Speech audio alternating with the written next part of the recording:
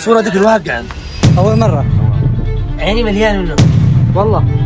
في الفيديو السابق رسمنا الشخص المجهول وخرجنا ونسأل الناس وندور عليه هل هذا الشخص موجود فعلا بالحقيقة أو لا، وكان ردة فعل الناس واحدة من أول ما خرجنا من بداية النهار إلى الليل. والصدمة بهذا الفيديو إني كنت أعتقد إن هذا الشخص بيعرفه، بس طلع هذا الشخص ما بيعرفه ولا بيشوفه حتى بأحلامه. عندها تيقنت إنه المهمة تحتاج لها بحث أكثر ولازم أغير المكان اللي أنا أبحث فيه. وأول فكرة اجت على بالي إنه ليش ما أروح أشوف وأسأل عند المحلات.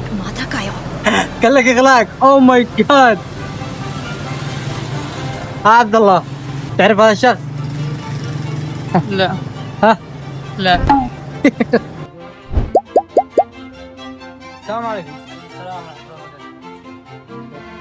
ورحمة الله. بتعرف هذا الشخص؟ هذا مش غريب عليه يا أخي، عيني مليان منه والله. والله عيني مليان منه، وقد شفته كأننا أعرفه كذا، عيني مليانة وقد شفته شكلي أعرفه يا أخي، بس ما أنا داري وين.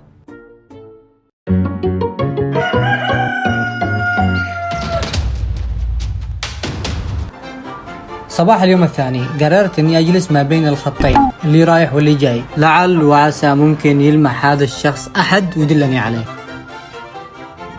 وكالعادة رحت اسأل الناس.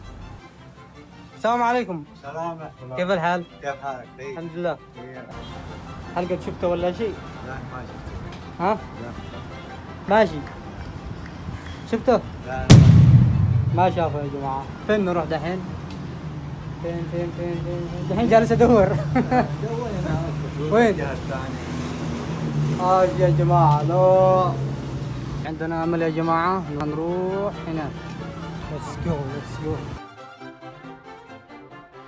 السلام عليكم.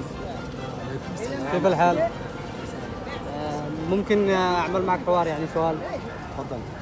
شوف هذه الصورة، هذه رسمة رسمتها طبعا من خيالي، تمام؟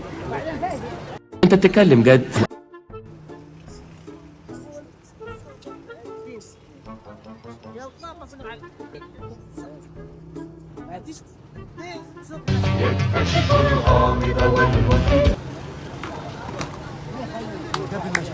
ها؟ قبل لا ما شفته خالص. ولكن صورة دي في الواقع امال فين؟